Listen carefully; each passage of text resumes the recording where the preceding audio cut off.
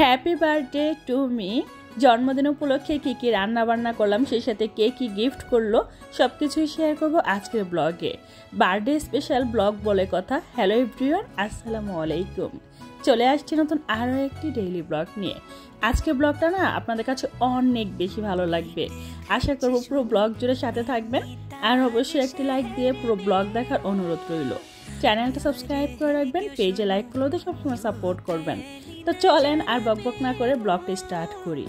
16 December যেহেতু আমার birthday, তো 15 ডিসেম্বর রাত 12টার পর আমার ফ্রেন্ড আমাকে এই জিনিসটা গিফট করছে। তো সকাল সকাল ঘুম থেকে উঠে আমি বেডশিটটা সুন্দর করে একটু দেখাচ্ছি আপনাদের সাথে। রাতের বেলা যখন এটা গিফট করছে তখন তার আপনাদের সাথে শেয়ার করতে পারিনি। তো ঘুম থেকে উঠে ভাবলাম বেডশিটটা বিছিয়ে নেই, আর সেই সাথে আপনাদের সাথে একটু শেয়ার করা হবে।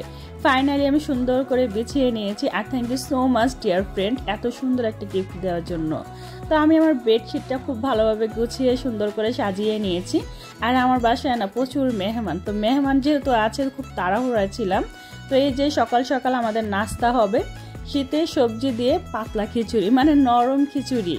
তো এই যে সব কিছু কোটাকাটি হচ্ছে, সেই সাথে আমি আবার চাল ডাল একসাথে ধুয়ে বসিয়ে দিয়েছি, আর অন্য চুলায় চায়ের প্রিপারেশন চলছে। তো এই যে সব কিছু আমার ফুফাতো বোন, সেই সাথে আমার ফুপ্পি সবাই মিলে এই যে কাটাকাটি করে নিয়েছে। আর আমার হাতের এই খিচুড়িটা সবাই অনেক বেশি পছন্দ করে, তাই আমি নিজেই রান্নাটা করতেছি। প্রথমত চাল ডাল একসাথে ভালোভাবে ধুয়ে আমি চুলায় বসিয়ে দিয়েছিলাম, তারপরে শীতের সব ধরনের সবজি দিয়ে দিয়েছি। এরপরে নুন, হলুদ, লাল মরিচের গুঁড়ো, ধনিয়া গুঁড়ো, কাঁচামরিচ ফালি, মানে এগুলো যা যা লাগে সব কিছু দিয়ে ভীষণ মজার একটা খিচুড়ি রান্না করতেছি। আর অন্য দিক দিয়ে চাও বানানো হচ্ছে, লিকুইড মিল্ক দিয়ে চা। আমাদের বাসায় সবাই চা লাভার, মানে কাজ করবে তার ফাঁকে ফাঁকে আবার চাও খেতে হবে, ব্যাপারটা হচ্ছে এরকম। যাই হোক, এই যে চাটা খুব সুন্দর করে বানানো হচ্ছে। আর খিচুড়ির মধ্যে দিয়ে দিচ্ছি দেশি টমেটো। দেশি টমেটো দিয়ে খিচুড়ি উফ, অনেক মজা লাগে, তাই না?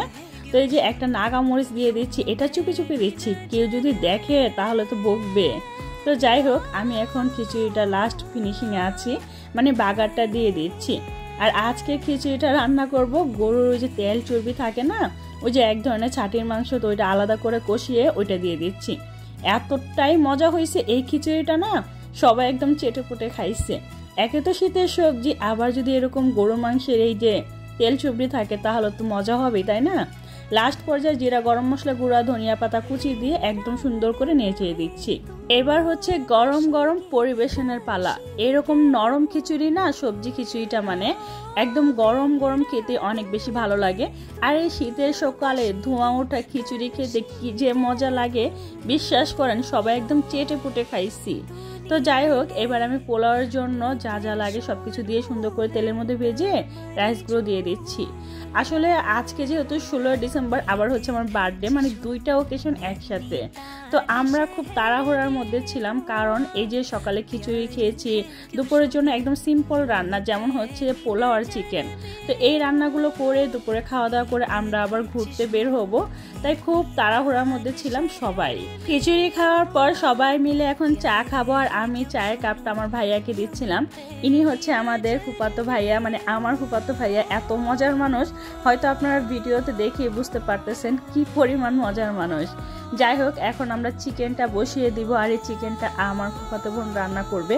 ও আসলে না আমার কোনো কাজই করতে হয় না, সব কাজ ওই করে দেয়, আর অনেক বেশি ভালো। যাই হোক, চিকেনটা রান্না করতেছে, সব ধরনের মশলা দিয়ে সুন্দর করে কষিয়ে নিচ্ছে।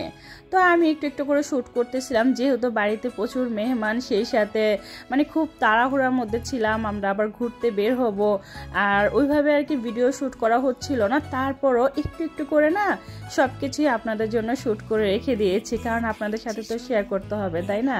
তো এই যে চিকেনটা প্রথমত এই কড়াইয়ের মধ্যে সুন্দর করে কষিয়ে নিবে, তারপর একটা হাঁড়ির মধ্যে ট্রান্সফার করে নিবে। আর আজকের এই চিকেনটা না নতুন আলু যে ওইটা দিয়ে রান্না করবে। সত্যি অনেক বেশি মজা হয়েছিল প্রতিটা রান্না। আমার বোন যেহেতু রান্না করতেছে তো আমি গোসল করে চলে আসলাম, আর এসে দেখি হাঁড়ির মধ্যে ট্রান্সফার করে দিয়েছে। এবার যেটা করব, আমি আরও একটা হাঁড়ির মধ্যে পোলাও বসিয়ে দিব, মানে রাইস কুকারে একটার মধ্যে তো বসাইছি, আরও একটা রাইস কুকারে বসিয়ে দিব। তো এই যে গাজর কুচি দিয়ে দিয়েছি, এবার এটা সুন্দর করে ভেজে তারপর রাইস কুকারে হাঁড়ির মধ্যে ট্রান্সফার করে দিব। তারপরে পরিমাণ মতো পানি দিয়ে চুলায় সেট আপ করে দিব, মানে রাইস কুকারে যেটা সেটার মধ্যে সেট আপ করে দিব।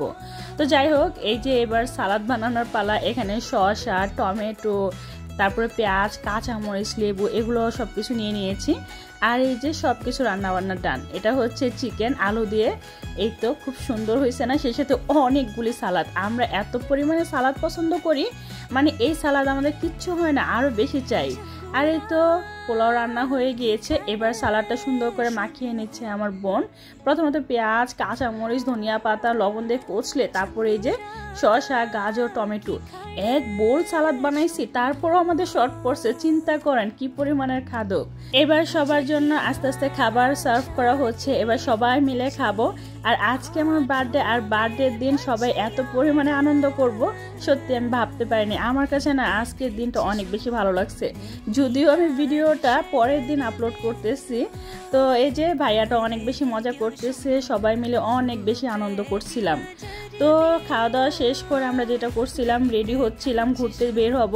ঠিক ওই মুহূর্তে না আমার হাজব্যান্ডের দেওয়া গিফটটা চলে এসেছে।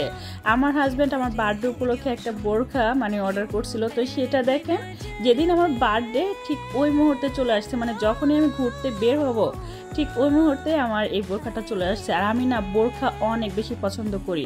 এখন এই বোরখাটা পরে ঘুরতে বের হব। আজকের ভিডিওটা অনেক বেশি বড় হয়ে যাবে বলে এই ঘোরার ভিডিওটা শেয়ার করলাম না, ইনশাল্লাহ নেক্সট ভিডিওতে শেয়ার করব। সো সবাই ভালো থাকবেন, সুস্থ থাকবেন, আল্লাহ হাফেজ।